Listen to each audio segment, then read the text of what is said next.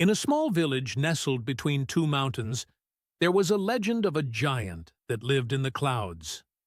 The villagers, a curious lot, often told wild tales about this mythical figure. Some said he was friendly, others swore he was terrifying.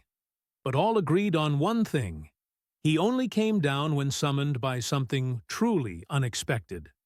One day, little Rani, a mischievous girl with a knack for getting into trouble, found an ancient whistle buried in the village square. "I wonder what this does," she exclaimed, eyes sparkling. Without a second thought, she blew the whistle.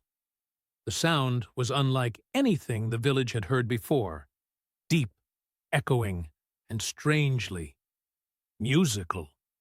Suddenly, the ground began to shake. The villagers, who had been going about their daily chores, stopped in their tracks. Plates rattled, chickens scattered, and the baker dropped an entire tray of freshly baked bread.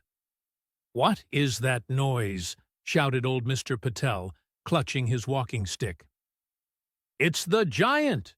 screamed the butcher, who had a flair for drama. Sure enough, the clouds above parted, revealing a massive figure slowly descending towards the village. It was the giant, but, to everyone's surprise, he was holding a giant teacup and wearing glasses.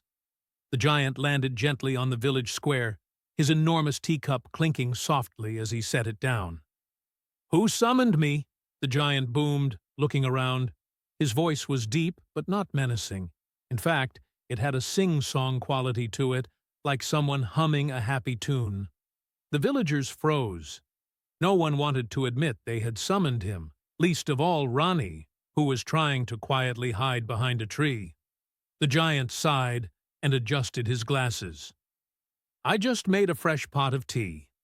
Now I'll have to make more. Tea should never go to waste, you know."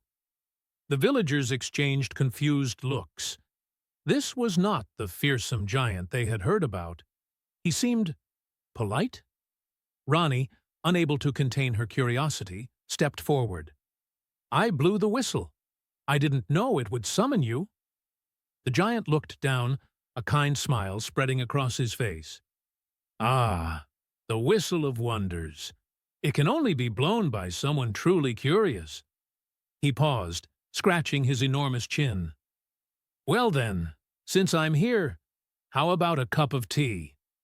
The villagers, unsure how to react, hesitated, but the giant's warm demeanor was disarming. Soon tables were set up in the square, and the entire village gathered for an impromptu tea party, giant included. Between sips of tea and bites of pastries, the giant shared his wisdom. "You know," he said, "legends can be misleading. I'm not here to cause trouble. My purpose is to remind people that sometimes it's the smallest actions, like blowing a whistle, that can have the biggest consequences. But those consequences don't have to be bad. It's what you do afterward that matters." The villagers nodded, realizing the truth in his words. They had been so quick to assume the worst, but in the end, it was a simple tea party that brought them all together. As the giant prepared to leave, Rani looked up and asked, "Will you come back?" The giant winked. "Only if someone blows the whistle again. But maybe next time I'll bring cookies." And with that, he disappeared into the clouds, leaving behind a village that would never again judge a giant by the stories they'd been told. Moral of the story: it's not the